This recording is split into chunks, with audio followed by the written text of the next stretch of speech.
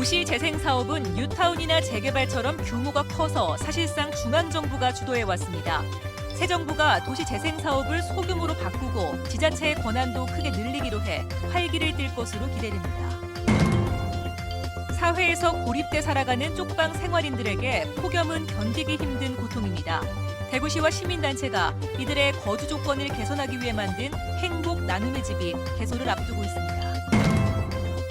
장애인 차별철폐 연대 등 시민사회 단체들이 권영진 시장의 정책 공약에도 불구하고 대구시가 약속을 어기며 장애인 수용시설을 신규로 설립하려 한다며 반발하고 있습니다.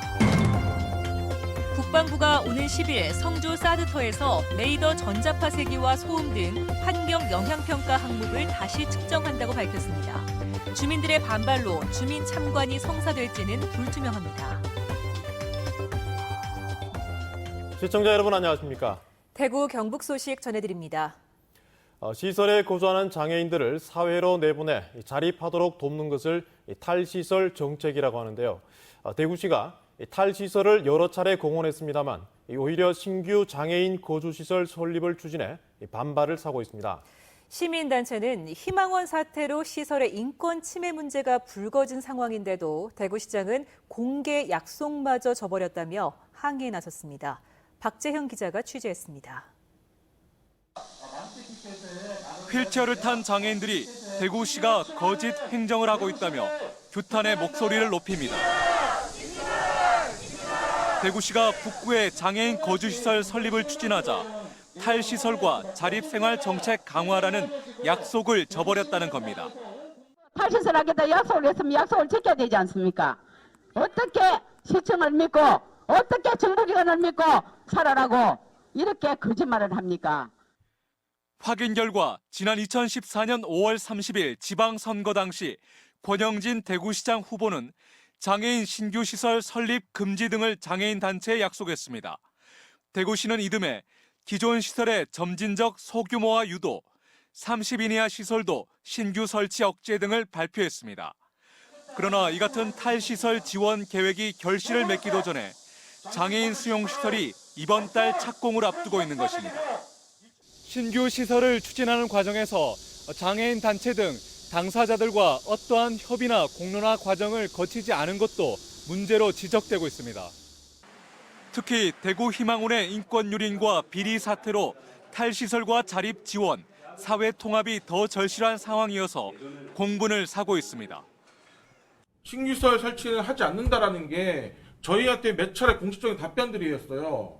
근데 그러면 지금에도 그런 답변하는 거는 저희가 그냥 가만히 듣고 있어야 되는 겁니까? 저희들 입장에서도 사실은 이제 약속을 못 지킨 부분에 대해서는 정말 죄송하게 생각을 하고.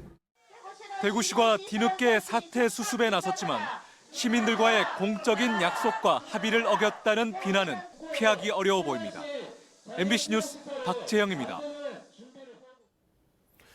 대구에서 초등교사 임용시험에 합격하고도 발령받지 못한 예비교사가 200명에 육박하는 등 임용 대기 적체가 심각합니다. 대구시 교육청의 잘못된 교사 수급 정책으로 교사 선발 예정 인원도 크게 줄어들어 예비교사들의 불안감이 커지고 있습니다. 이상원 기자가 보도합니다. 현재 대구에서 초등교사 임용시험에 합격하고도 발령을 받지 못하고 있는 인원은 194명입니다. 이 가운데 65명은 2년 전 합격한 사람들로 내년 3월까지 임용받지 못하면 임용이 취소됩니다. 2015년 선발한 사람 지금 이제 군 복무 포함해서 지금 이제 65명이 있는데 네. 이 친구들이 내년 3월 1일까지 발령이 안 나면은 이제 취소가 될 수 있는 사람이죠. 2년이 지나도록 발령을 받지 못하고 있는 대기자들의 불안감은 갈수록 커지고 있습니다. 너무 좀 많이 기다리는 것 같아서 바뀌었으면 좋겠는데 특별한 방법이 없으니까. 합격자 인사 적체 여파로 대구의 공립초등교사 선발 예정 인원도 지난 2013년 400명에서 올해는 49명으로 큰 폭으로 감소했습니다. 대구 같은 경우는 2014년 이후에 인턴교사제를 한다고 필요 인원수보다 2배 이상 뽑았거든요. 예, 그래서 좀 과도하게 뽑은 경향이 있고. 지난해 대구시 교육청이 일방적으로 강행한 소규모 학교 통폐합과 초등학교 학급 수를 300여 개 감축한 것도 교원 수급을 악화시키는 원인으로 작용했다는 분석입니다.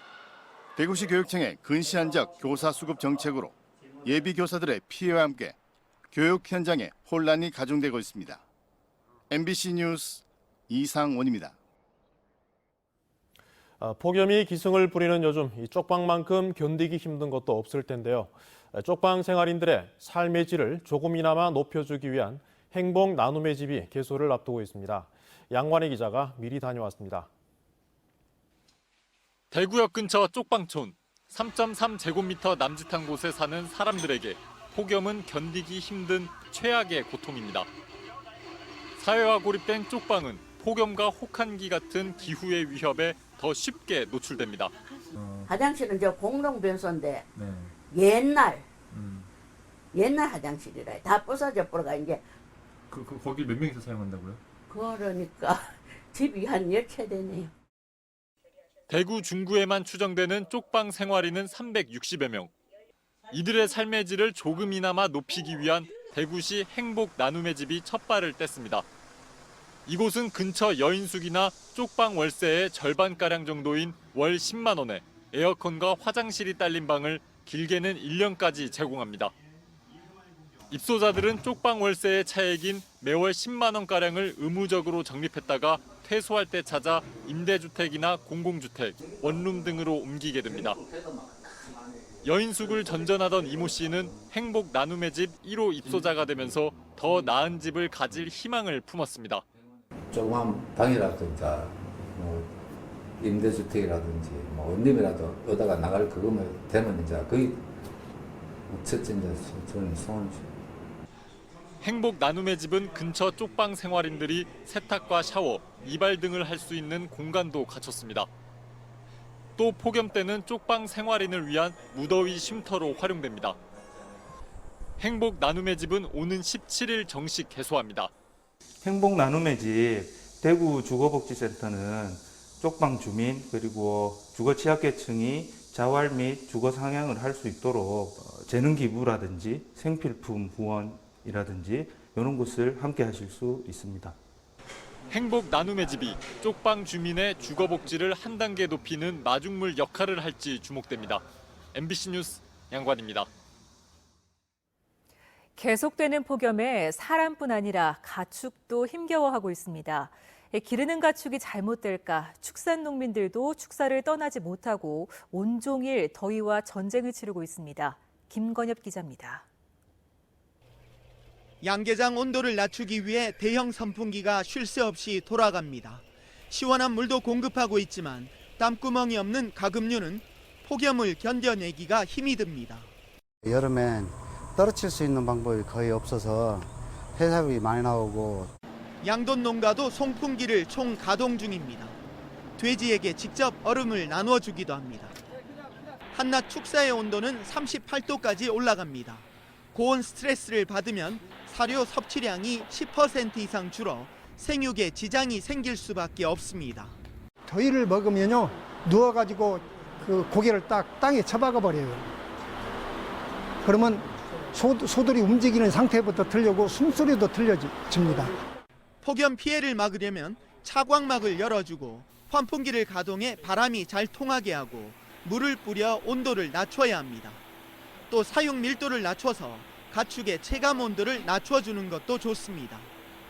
사료는 아침과 저녁 시원할 때 사료 섭취량이 높일 수 있도록 그러한 노력을 기울여야 되겠습니다.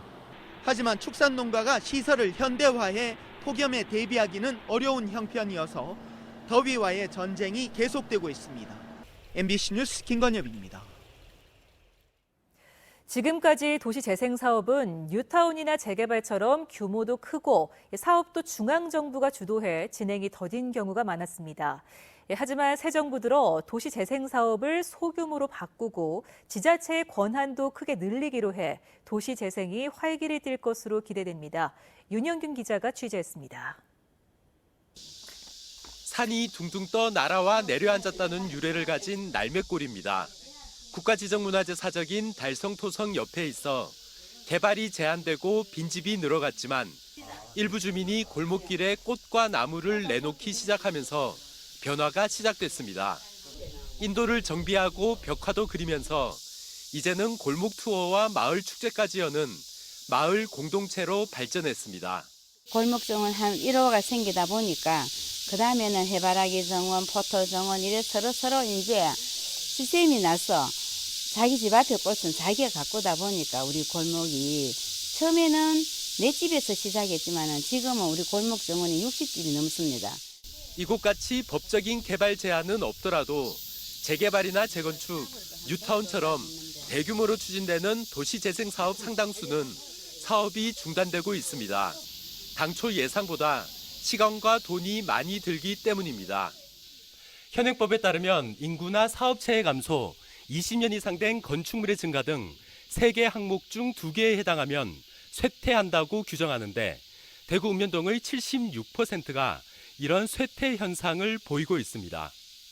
문재인 정부는 대규모 사업 대신 동네 살리기 사업으로 도시 재생 사업 성격을 바꾸고 1년에 1,500억 원 수준인 국비 지원을 8천억 원 규모로 늘릴 계획입니다. 또 재생 사업 장소의 70% 정도를 지자체가 선정하도록 결정했습니다. 사업을 지금까지는 중앙정부에서 했다면 그 지역 실정을 알고 있는 지방에서 우선적으로 이 사업지를 선정하고 추진하는 게 맞다고 생각합니다. 정부가 도시재생 뉴딜 사업 계획을 이달 말까지 확정하기로 한 가운데 대구시는 현재 실시 중인 도시재생 사업을 재검토하는 등 새로운 대상지 선정 작업에 착수했습니다. MBC 뉴스 윤영균입니다.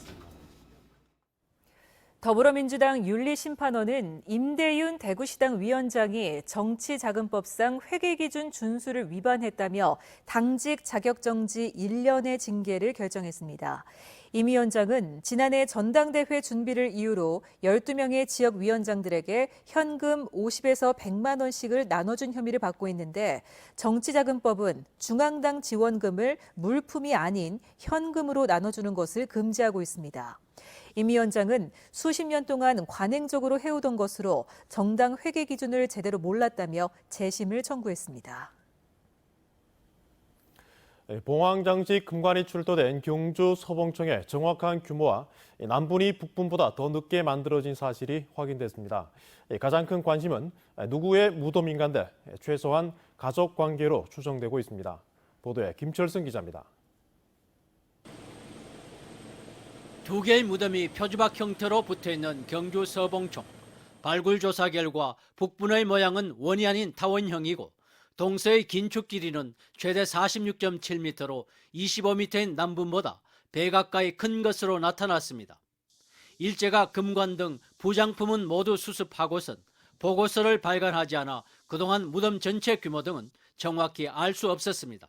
이번에 새롭게 이제 전체를 발굴조사 함으로 인해 가지고 우리 서봉청의 어떤 그런 이제 위치도 알게 됐고 정확한 규모도 이번에 파악이 됐고 특히 남부는 북분의 둘레석과 봉토 일부를 걷어내고 만든 것이 확인돼 조성 순서가 분명해졌습니다. 부장품으로 보아 북부는 여성, 남부는 남성인 것으로 미루어 무덤 주인이 모자일 가능성도 배제할 수 없습니다. 가족적인 관계가 아니라면 이런 무덤을 서로 붙일 수는 없겠죠. 그래서 분명히 가족은 맞는데 근데 그게 어느 정도의 가족인지는 사실 단정하기는 좀 무리가 있습니다.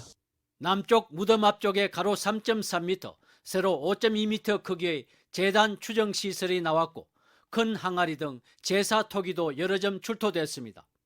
서봉총은 북부는 1926년, 남부는 1929년 일제가 처음 발굴했는데 금관과 은그릇, 토기 등이 출토됐습니다.